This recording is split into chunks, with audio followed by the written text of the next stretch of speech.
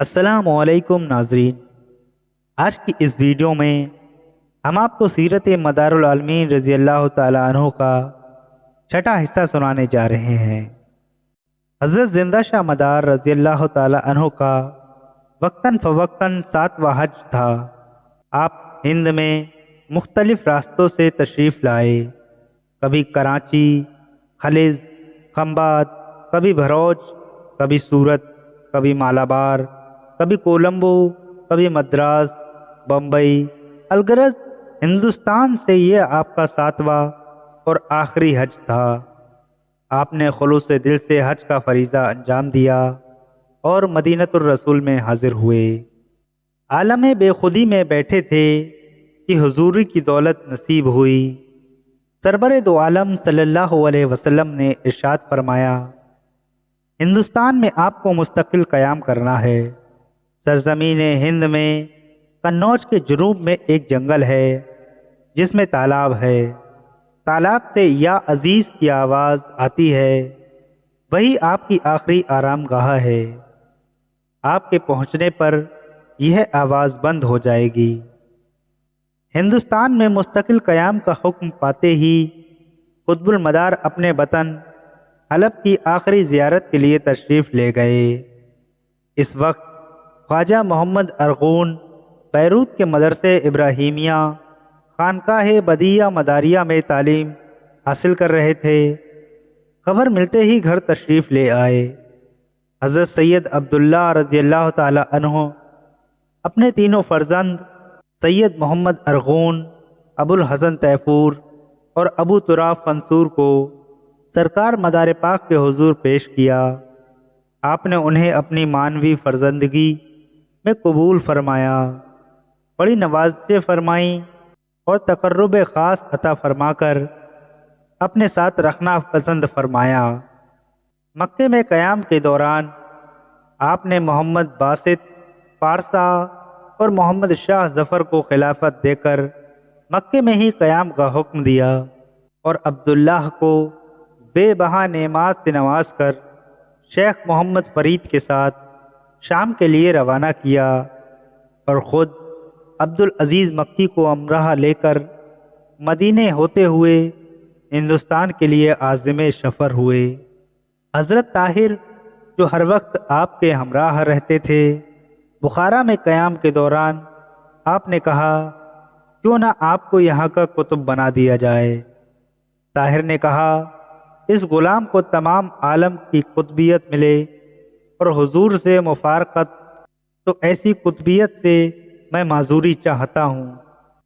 ایک دن آپ نے سید طاہر سے کہا، آپ سے بوئے توام کب تک گوارا کریں؟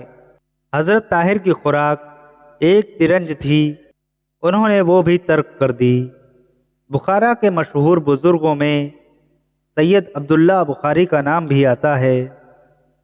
ان کے فرزند داؤد نے ایک بار خواب میں ایک نورانی بزرگ کو دیکھا۔ جب وہ حضرت زندہ شاہ مدار سے قافلے میں شامل ہوئے تو انہیں اپنا خواب یاد آ گیا۔ مدار پاک نے ان کے سر پر ہاتھ رکھا اور کہا، داؤد، میں نے تمہیں قبول کیا۔ یہی آپ نے پیر محمد حنیف اور جمال الدین دانا شاہ یعنی شاہ دانا ولی کو بیعت و خلافت سے نوازا اور ساتھ لے کر ہندوستان کے لیے عازم سفر ہوئے۔ قادر شاہ بن محمود شاہ فرد اولاد فیروز شاہ بادشاہ دہلی میں سے تھا اور کالکی میں بطور گورنر کے مقیم تھا۔ حضرت سراج الدین کا مرید تھا۔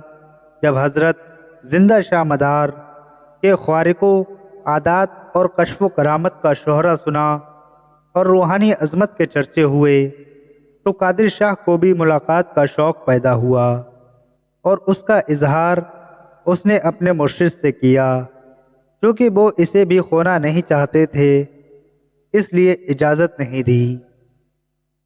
آخرکار ایک دن مدار پاک کی خانقاہ پر لاؤ لشکر لے کر پہنچا۔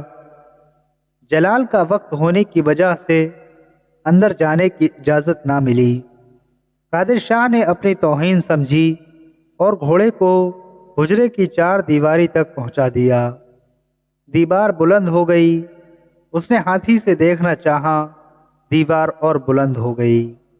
قادر شاہ ناکامی کے بعد خدام سے کہہ کر چلا گیا کہ اپنے شیخ سے کہہ دینا کہ فوراً یہاں سے چلا جائے اور میری سلطنت کے حدود میں نظر نہیں آئے۔ حضرت زندہ شاہ مدار جمنا کے دوسرے کنارے پر قیام پذیر ہوئے۔ جو ہی آپ نے دریا عبور فرمایا، قادر شاہ کے جسم پر آولے پڑ گئے۔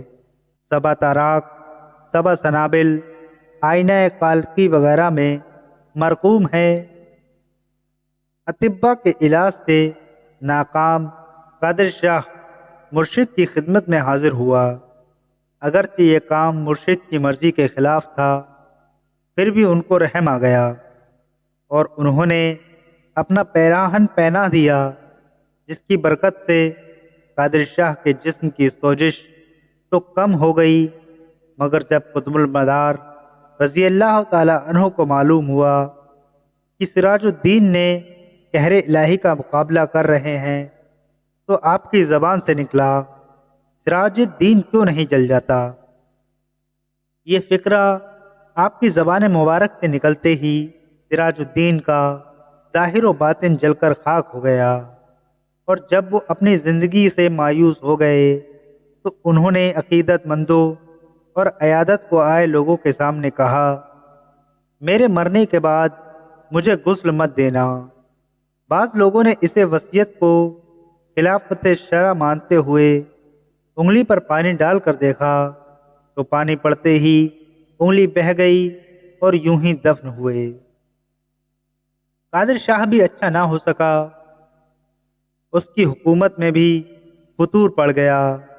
ابراہیم شرقی نے جونپور سے چل کر کالپی پر حملہ کر دیا اور دوسری طرف شاہ حسنگ نے مالوا سے بغرض تخسیر کالپی فوج کشی کی۔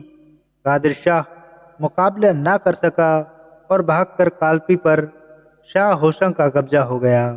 ابراہیم شرقی راستے سے ہی واپس ہو گیا۔ اس کے بعد اسرار تمام زندہ شاہ مدار رضی اللہ تعالی عنہ کالپی بلا لیا گیا۔ ابھی آپ کالپی میں ہی مقیم تھے کہ دور دراز علاقے سے آپ کے پاس خطوط آنے لگے۔ دوستو، کیسی لگی یہ ویڈیو ہمیں کمنٹ کر کے ضرور بتائیں۔ ویڈیو پسند آئی ہو تو ویڈیو کو لائک اور چینل کو سبسکرائب ضرور کریں۔ ملتے ہیں کسی اور ویڈیو میں، تب تک کے لیے اللہ حافظ۔